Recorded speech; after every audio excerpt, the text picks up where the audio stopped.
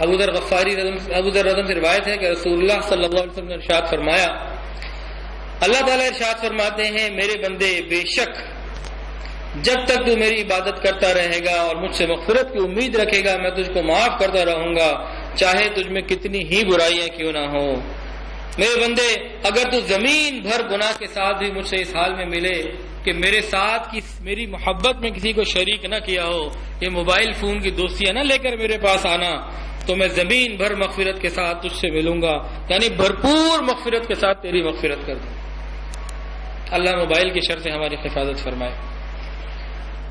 حدیث مبارکہ کے اندر آتا ہے اللہ تعالیٰ ارشاد فرماتے ہیں کہ جس آدمی نے یقین کر لیا کہ میں گناہوں کی مغفرت پر قادر ہوں تو میں اس کی مغفرت کر دوں گا، مجھے کوئی پرواہ نہیں جب تک وہ میرے ساتھ کسی کو شریک نہ ٹھہرائے۔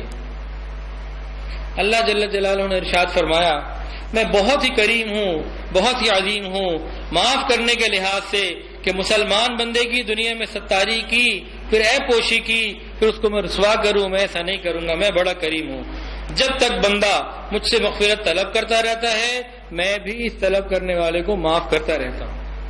تو ہم کثرت سے استغفار کرتے رہیں، دن رات استغفر اللہ ربی من کل ذنب واتوب الیہ، روز اللہ سے مانگے، اللہ تعالیٰ آسانی فرما دے۔ حدیث کے اندر آتا ہے جو شخص استغفار میں لگا رہے گا، کثرت کے ساتھ استغفار کرے گا، اللہ تعالیٰ اس کے لیے ہر تنگی سے نکلنے کا راستہ پیدا فرما دے گا۔ اللہ تعالیٰ کا ارشاد ہے فرشتوں جب میرا بندہ کسی گناہ کا ارادہ کرے اور اس کو کرے نہیں تو اس کے لیے ایک نیکی لکھ دو۔ گناہ کا ارادہ کر لیا لیکن پھر چھوڑ دیا، گناہ نہیں کیا، اللہ فرماتے ہیں اس پہ بھی نیکی لکھ دو۔ بتائیں نا کتنی کریمی کی بات ہے۔ اور اگر گناہ کر لے تو میرے فرشتوں ایک ہی گناہ لکھنا، پھر اگر وہ توبہ کر لے تو اس کے گناہوں کو مٹا دینا۔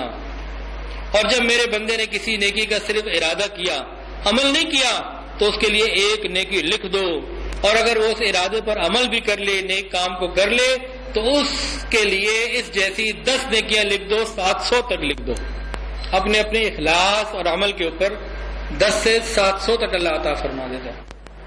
انسان نے گناہ کا ارادہ کیا پھر چھوڑ دیا کہ نہیں گناہ اللہ کو پسند نہیں، میں نہیں کرتا، اس میں بھی نیکی ملتی ہے۔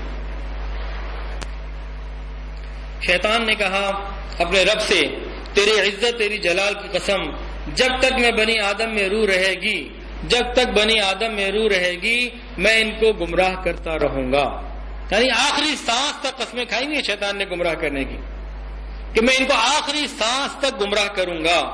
اللہ تعالیٰ نے ارشاد فرمایا میری عزت کی قسم میرے جلال کی قسم جب تک وہ مجھ سے مغفرت طلب کرتے رہیں گے میں ان کو معاف کرتا رہوں گا۔